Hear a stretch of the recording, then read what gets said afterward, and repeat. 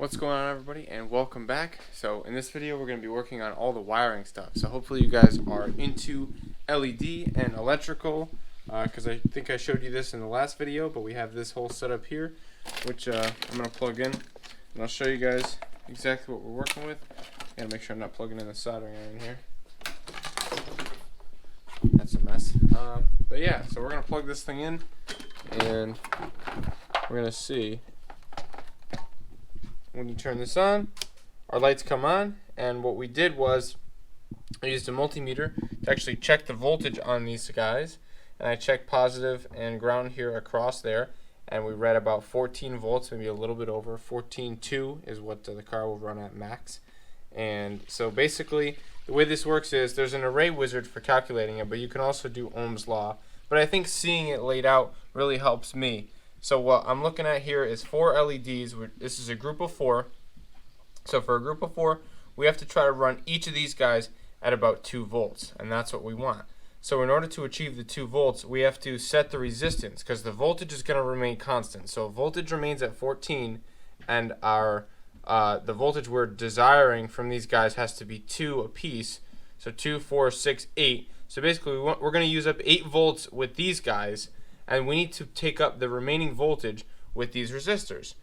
So in this case, I didn't have the correct resistor to use. So you should just use one resistor, which is a 470 ohm resistor, which would bring us to the correct voltage. But I ended up using 3 resistors here that totaled up to 460 ohms. So it's pretty close. These are running slightly higher than they should be, but like 2.05 or 2.1 or something like that, which is okay. But I would prefer to run them at 2 for longevity's sake.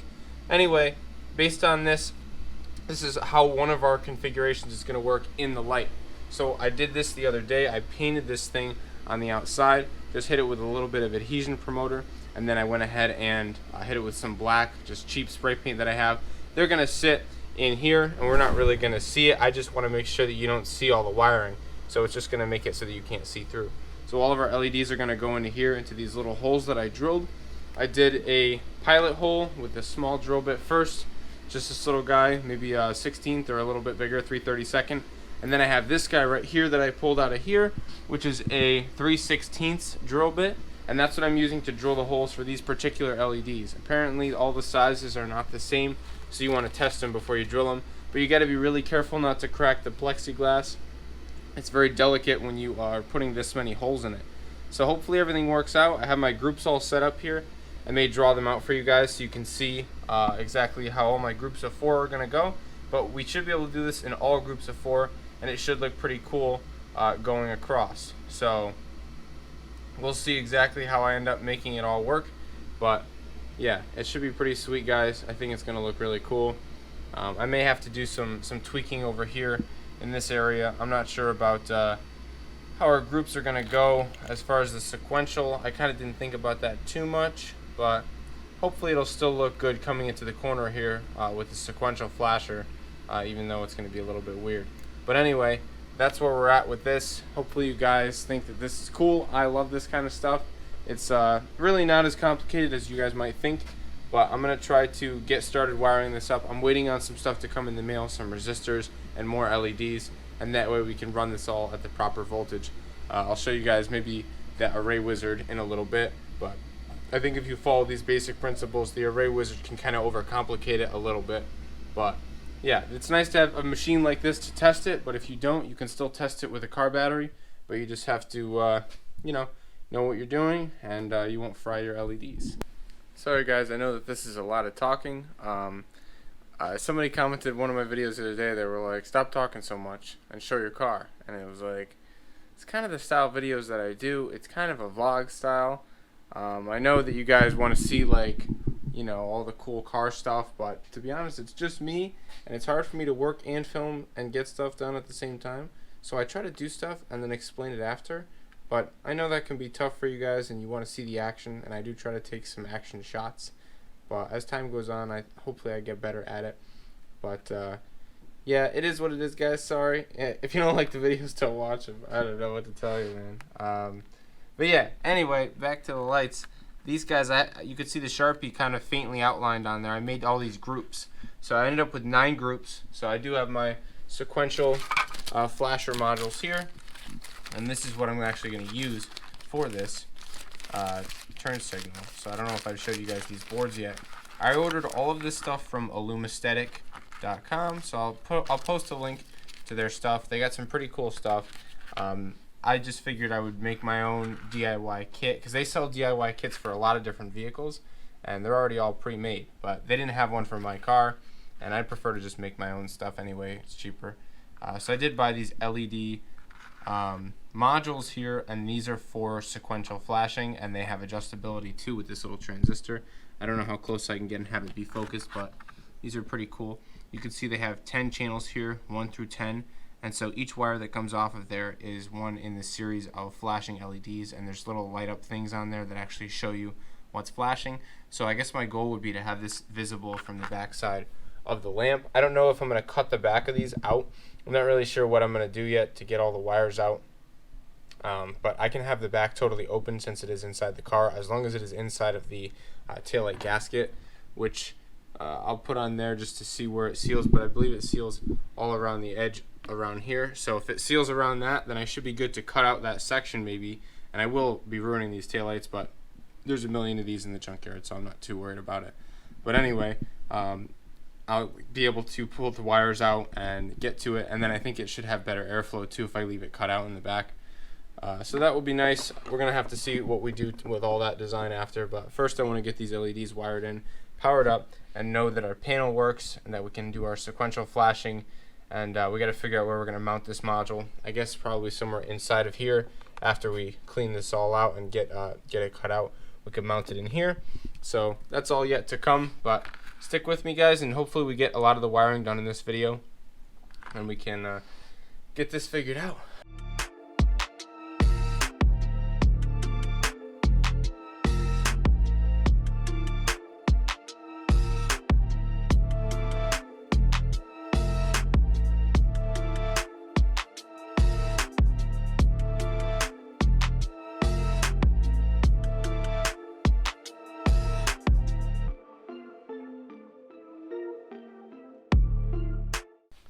So I've been working here. I kind of developed a process, so I'll show you guys what that looks like, but I basically have this whole section done.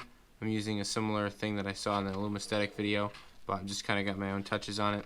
So basically what you're going to need is a ground rail. So I had some 22 gauge wire that I just stripped all the insulation off, kind of made like a nice ground rail here, and I'm running it through and wrapping it on each. I'm going to try to run a consistent set of grounds through everything, and we're going to need to run this stuff in series circuits. Like each of these is its own series circuit, each set of 4, but then each series circuit is also run in parallel. So that's going to make sure that we draw the same amperage from each. It'll all be split in between everything, but each of these we have to put a resistor on because we have to have each of these at the correct voltage here, because they're all going to be fed that same 14 volt source. So based on that, we have to go ahead and figure out what resistors we need to add. I believe it's going to be 470 ohm. I'll have to test that once I get my resistor pack that I'm still waiting for, but I figure I'll do as much as I can before that comes in, and I know this is how it's going to have to go. So I'm just wiring these in here. I shove them through like this, and I have all my positives facing this way, because when we run it in series, we're going to want to run this from positive to negative, and then that negative to the positive of the next diode, to the negative to the next positive of the next diode, into the negative. So it's basically running, alternating, like, positive, negative, and then that negative goes into the next positive. Whereas in parallel, you'd run them all negatives together and all positives together. That's parallel, but series, we're running each through each other. So if one of these goes out, it's going to cancel out this whole circuit. This whole circuit here will not work if one of these burns out. So I'm trying to make sure that I do a good job of being careful with them, not overheating them, and we are going to test them extensively before I put them in. I'll probably leave them running for a while, make sure none of them burn out. If they do, the time to fix it will be when the lights are apart. But I have pretty good faith in these LEDs. I hope that they work. So I've already had a couple that are questionable. I accidentally just fed this one like way too much voltage, like 4 volts, and it's supposed to get 2, and it flashed really bright. I don't think that I burned it out, but I was scared, so I popped it out. Actually, it was this one. I think this one's fine. But yeah, so I was worried about it, so I got rid of it. I'm not going to chance it. I have a bunch of extras, at least of the yellow, and I'll have more red ones coming in too. So right now this looks pretty good with the ground rail. You can see if I hook this up to my ground rail, and then I go ahead and have this on, and each of these that I power up here will get my power. That gets power, that gets power, this one and this one as well. So that's pretty cool. It's working, and we know that once we hook up our resistors, we'll have the whole row lit up, and I'll be able to feed it the full 14 volts. But yeah, as of right now, we're only feeding it 4 because we've got 2 with no resistors. Anyway, yeah, it's working out pretty good. So basically what I do is I just press them in, and then I go ahead and cut them all. So I'll show you guys that. So my method here is to just trim these guys down. I'll show you guys. I wish I had a sharper set of pliers, but this is all that I got. So I kind of hit it, give it a little wiggle back and forth until my leads break off, and then I hit the next one. And you know, you can just keep moving along here, trimming them all down because they're way longer than we need. Just kind of snap them off as we go. And that's pretty much it. So we're pretty much all trimmed down, and so what I'm going to do is fold these inner leads inwards towards each other like this. It's kind of tough when they're like the same length, but we just fold them over each other like that, get them pushed together. And then this upper one I've been folding kind of on an angle this way. I'm going to hit these with the power wire later on. And this one I leave up because that's when we're going to twist our resistor around, and then this other one too. So we'll go ahead and bend this one down. And he's maybe a little bit long. You can always come back and recut these things. And bring this one down and that one down. We get them kind of folded over each other right there.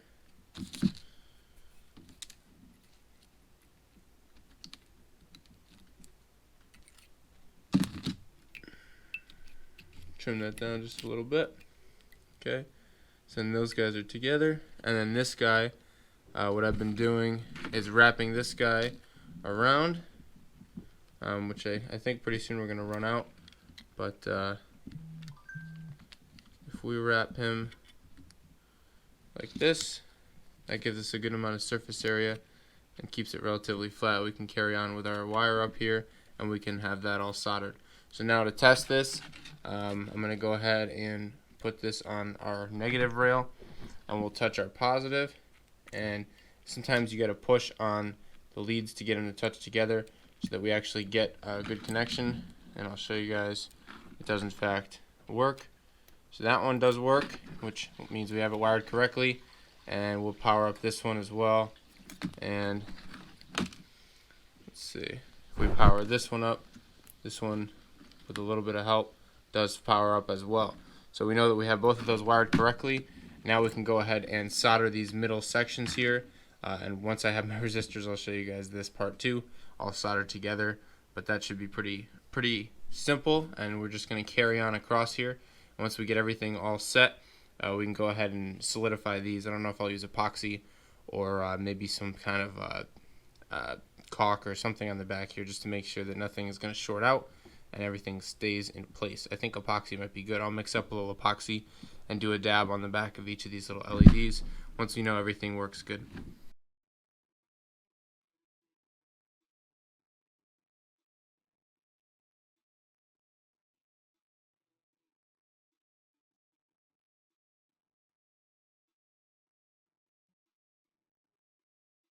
So you guys probably saw in that last little time lapse there that I had these wires going onto this module. So here is the other module.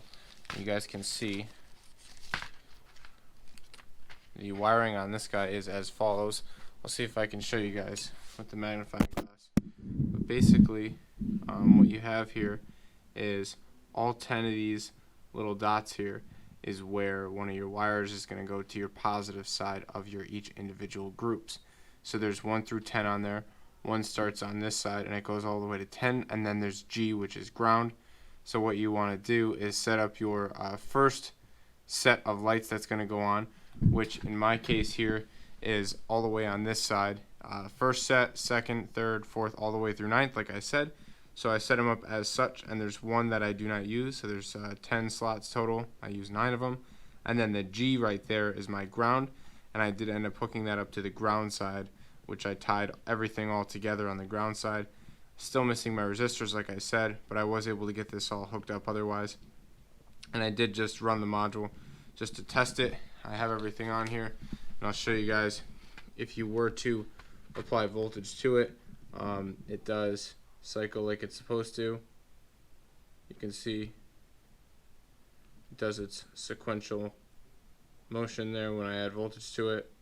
I don't yet have the resistors to complete my circuit yet, but it does show that the module is working as it's supposed to.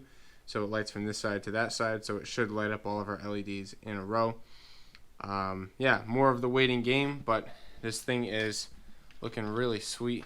I got all my wires on there, and I tried to make them the correct length so that they will fit. So this module is going to kind of sit on there like this, and when he goes in like this, it will sit on the side, and it shouldn't give me any problems with fitment, and it should sit in there just like that. And I'm still debating on cutting out the back of this to have a little bit better access in there. But for right now, I don't even know if I need to. I think it'll be fine. I'll just have to poke the wires out the back. Yeah, so I'm pretty stoked about that. As soon as my resistors come in, I'll be able to do a full-on demo of what this actually looks like. But for right now, yeah, I'm pretty stoked. I think it's coming out really good. So I'm going to take a break for tonight. But yeah, definitely making some progress on this. So guys, I really have not made much progress. I spent a little bit of time working on the reverse light here. I don't have my resistors though, and I don't have the rest of my parts. It got lost in the mail, so I'm kind of got a hold up going on right now. I'd like to reorder it, but I also would like the company to hook me up here and send me more. I know it's not really their fault. It did ship, and then the other item is back ordered, so I'm waiting on that. That's going to ship mid-March, so I guess I got some downtime. So maybe time to start another project. I don't know if I want to get into another project while I'm already in the process of 2 projects, but I don't know. I guess I might start another project. So let's see. I'm going to talk to you guys about what I'm going to do here, and I'll show you guys what I've been up to in the garage lately.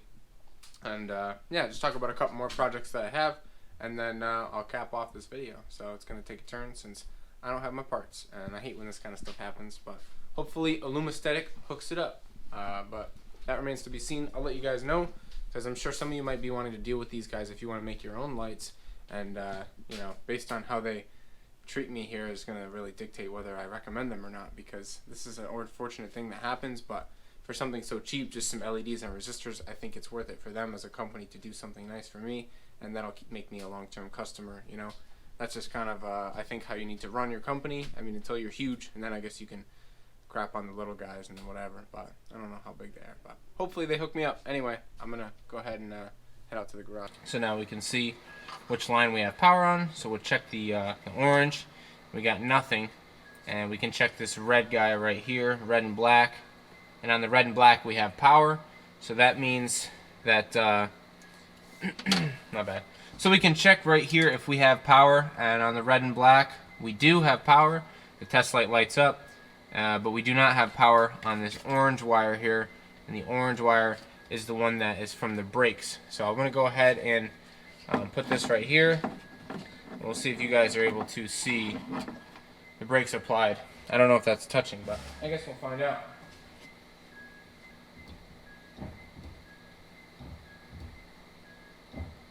So I figured this is a good time to talk about some future plans.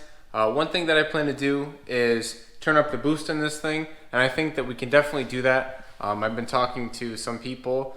Somebody reached out and put me in a Facebook group. They said that I should probably join, and I talked to him a little bit, and this guy says he's got the highest horsepower F22, which is actually the same motor as this. It's the non-VTEC version as well. I'm pretty sure it is a non-VTEC version. I have to verify that, but I'm pretty sure it's a B2. And he is running 23 pounds of boost, and he made all kinds of power, guys. And it's totally stock motor with just headsets, just like mine. So basically, I'm babying this thing. The one thing he's got on me is that he runs E85. So in order to run that kind of power, he said he ran that power for a while. His name's The Boosted Single, by the way. I should put a link to his channel down in the bottom here. You guys should go check him out. But yeah, I mean, you know, we're all trying to help each other out, and I'll definitely give him a shout out because he's, you know, he's definitely doing big things, and he's building a different motor, I think, to throw in there now that you know, has blown up. But I don't mind blowing this thing up to build it up stronger, so I'm willing to turn it up. But I think that lacking that E85 is going to be a big problem for me. So what I do plan to do is try to figure out some sort of water methanol injection.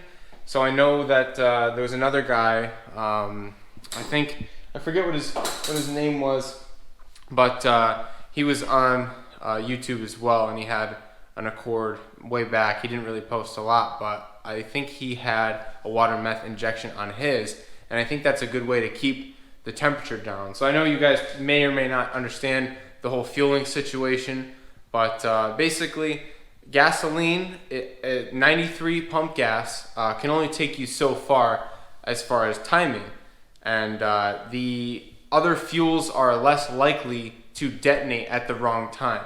With E85, I know for a fact it's about 30 to 40% less efficient than gasoline. So what that means is you end up spraying 30 to 40% more fuel, and that's why you need a bigger fuel pump and oversized injectors even more so, to spray a ton of fuel in there. And the more fuel that you spray, the more cooling you're actually doing.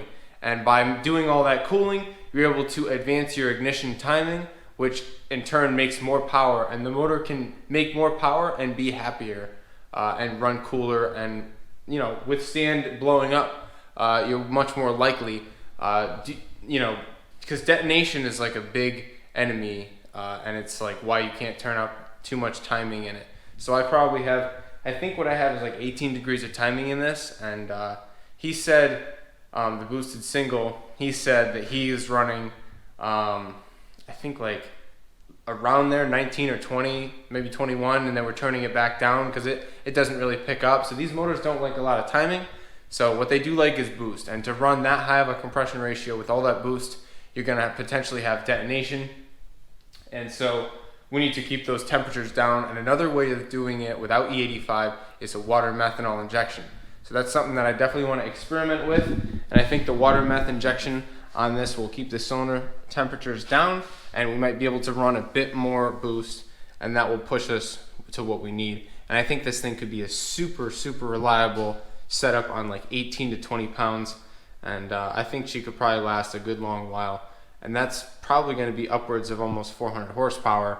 So that's pretty solid for a stock motor, and I think it'll be pretty cool to show you guys, you know, pulling that off and rocking this thing. Totally stock motor, 400 horsepower, just until she blows, you know, and I'm totally cool with that. I think it's going to be really solid setup on that boost level, but we need that water meth injection. So I do want to get started on that. I want to figure out how I need to do that, what components I'm going to need, and there's definitely got to be some sort of system. I mean, the way I understand it is you set it up for wide open throttle, so that when you actually get into wide open throttle is when it will trigger it, and it'll start spraying this water meth injection, probably either right before the throttle body or something like that. And then we'll just have like a little nozzle on there, almost like nitrous, but it just sprays this very cold mixture, and it's going to cool everything down and hopefully give us really good temperatures, intake air temperatures and all that good stuff. So yeah, and I'm gonna have to see the price of the methanol and all that stuff. I'm gonna have to factor all that in, but I think that's our best bet because I do not have access to E85. So that's just something that I need to do because of where I live. It's unfortunate, but I think it might be pretty cool too at the same time. So definitely gonna start with that. But yeah, that's another plan for the future here. That's what we're gonna work on. Also gotta paint the cowl and the wipers still, but I think I mentioned that already. And I just gotta go over this thing, make sure all the bolts are tight, and you know, get ready to rock this thing.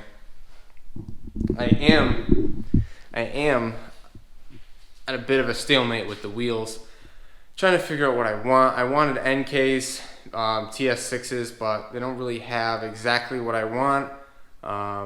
Everything that I like is discontinued, it seems like, and back ordered because it's discontinued, and it's just crazy. I don't want to go with RPF 1s because I feel like they're overran. No offense to anybody that has them. They're a great looking wheel, but I just think everybody has them. I just want to not get the same thing as everybody else, but at the same time, I don't want to have like a super flashy wheel.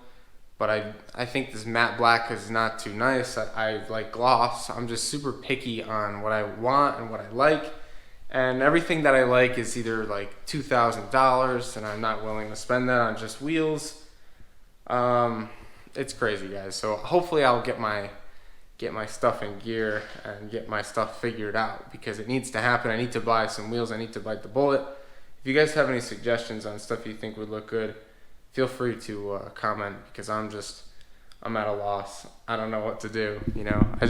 I sit here and I look at it and I'm like, I don't know what would look good. I mean, I do know what I like, and I like just a basic 6-spoke, but I want to go with a legitimate wheel, not like a MST or anything like that. Like I know those are probably good wheels, and they're good, but like I want to get like a nice lightweight NK or something like that. Just something that's I mean, I really like, obviously, all like TE37 stuff, and anything that's like a TE37 rep I like. So I like the T6S, which is similar 6-spoke design, or the 5-spoke. I don't mind either, but not too aggressive. Like the TS5 is nice, but I'd also think the spokes are a little thin. I don't know. You guys can tell. I'm so indecisive, and I'm making this video like so long, and it's all just talking. And my apologies. I know some of you guys don't want to hear that. And I'll probably label this video that I'm talking a lot. So some of you guys, if you don't want to watch it, feel free not to. But if you guys are there and you just want an update of what's going on with me, this is it. This is what I do. I'm just like debating on what I want, and I just can't figure it out in my head. But I will get there eventually. I always make a decision. It took me forever to pick the color of this car, but I had like a whole year while I was doing the work, and I didn't pick it till like at the last second. And I'm stoked about the color, but it took me forever to pick it. I don't regret it. Once I make a decision, I don't regret it, but I just take forever. So I'm capping it off there, guys. This has been an 8-minute monologue. I appreciate you watching. If you watched this far, definitely you got to subscribe. If you're not already, the subs are cranking, guys. It is absolutely cruising. And so if you're watching and you're not subscribing, what are you doing? You got to add to this increase here. It's getting me stoked. Like, I'm really getting pumped. So I got to make some content for you guys. Trying to keep it coming, even though there's not much going on. I'm going to keep the videos rolling and try to stay relevant. So appreciate you all watching, and go check out the Instagram. Check me out on all the other avenues. Check out the merchandise down below and all that good stuff. Appreciate it, guys. Like the video, and I'll see you guys in the next one. Thanks.